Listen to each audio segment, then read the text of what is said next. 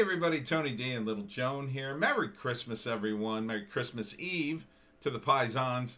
Heading out for the 7 fishes today. I'll be doing the 7 fishes. I'm very excited. At least they'll be close to 7. As long as there's smelts and shrimps, I'm good. I'm good. That's all I need. I get my shrimp, I get my smelts, I dip them in the cocktail sauce, and nom, nom, nom, nom, nom. That's Christmas to me. I still got a bit of a cold, but I'm feeling better. I don't have the beer virus, thank God. Thank God I was able to get a test. Thank God I live in a capitalist country where all I have to do is pay enough money and I get service. Cost me $139, but totally worth it not to miss Christmas.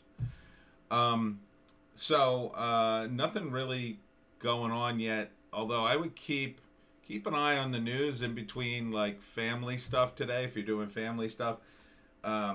I have a sneaking suspicion Trump has something planned for either today or Christmas or both, but which will be very sort of Washington of him. So I just got a gut feeling it might happen over the holidays, so keep in mind. But I just thought this would be a funny Christmas story. New York Times, Maggie Haberman attacks President Trump over White House reporters having to work early on Christmas Eve. Oh. Poor baby. Oh, no. Oh, no. And guess what? She's not in D.C. She's near Mar-a-Lago. Palm Beach, Florida, everyone. So, I mean, I don't know how much you could possibly work on Christmas Eve in Florida. At some point, Trump's just going to be done for the day. And even if he's not, I mean, you're a reporter. Either report or take a day off. Let somebody else do it. I mean, what? I think she's being a total baby. But she's dumb enough to post this on Twitter, where she gets blasted. John Street says, reporters complaining about working near the beach at 70 degrees sunshine while millions of Americans can't work is about as out of touch as it gets. Yep. People who've never missed a paycheck, who spent the year lecturing people to stay home and shut up as they went broke, whining about someone having to show up to their overpaid job early is my favorite Twitter. Hashtag caring. It's from Reverend Dr. Jill Biden Derek Hunter. Katie Pavlich. There are U.S. troops all over the world, many with young families who will not be home for Christmas. I think the WH press corps will be okay. Exactly. But, you know, these are the people who, unfortunately, are driving the narrative these days. They are, in my view, spoiled children who grew up and continue to be spoiled children. You know, they want what they want, and that's it. There's no negotiation. The moment they don't get what they want, they start complaining and screaming, and they will use any tactic whatsoever to tell you that you're wrong and bigoted and misogynist or whatever. They'll throw every name at you because it's just an adult version of a temper tantrum. Rather than going, they just go bigot, racist, jerk, whatever. I mean, really, why would you post this on Twitter even if you felt that way? If I felt that way, I wouldn't post it on Twitter. Twitter's not a place for you to go, I don't feel good today. I mean, people do it. It's not a good place for it.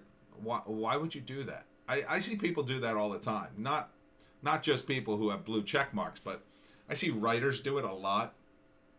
Mainly female. And they post stuff like, oh, I don't feel good today. Please, someone cheer me up. Like, who are you? Okay, you know, maybe we agreed to follow each other to boost our follow numbers or something. I'm not your freaking therapist, okay? I don't even know half the people I follow, not even a little. You know, I get it. You know, if you've got something major in your life, your parent dies or a child is sick or you're sick, okay, I get it. You're desperate. That, you know, it's still, I think, inappropriate. I still think you should maybe look to friends before you go out to Twitter and just sort of empty your purse.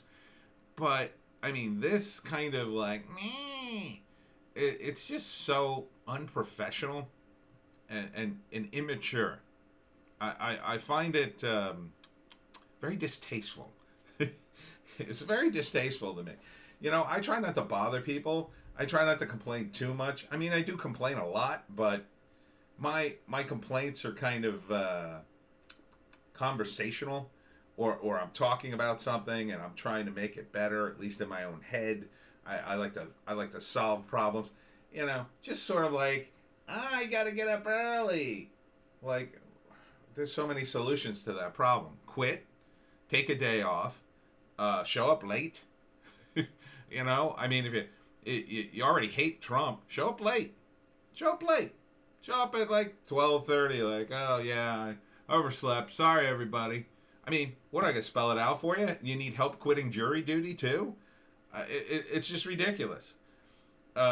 We have too many grown children, and this is coming from me. This is coming from a guy who spent his whole life in comic books and role playing games and video games and all that genre fiction stuff.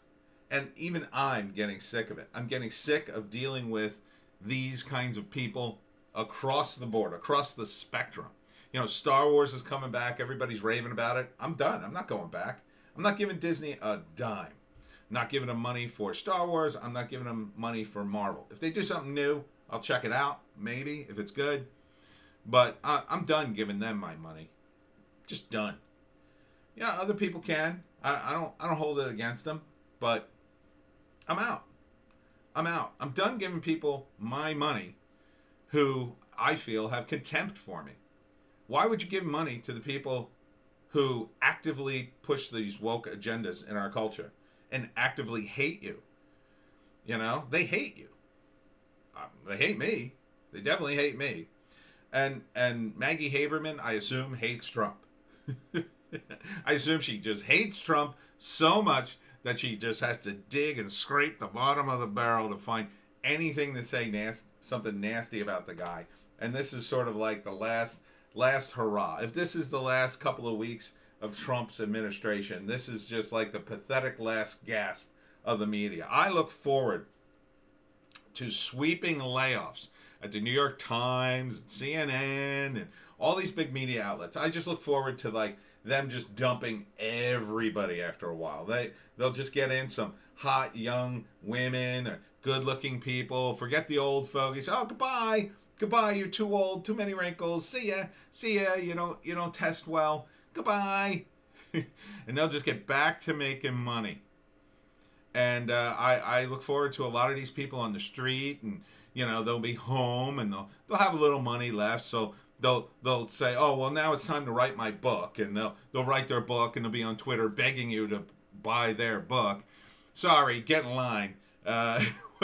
Those of us who have been in the weeds for years, we're already writing our books. We're already on that jaunt, I'll say.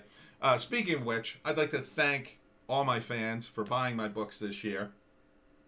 Shout out to Jeff Mock of Jeff Mock Events, who just emailed me and said he bought Wokistan, a novel. And shout out to the people who are buying all 5 books of the Pineys. Thank you so much. That's so nice of you to buy them. I hope you enjoy them.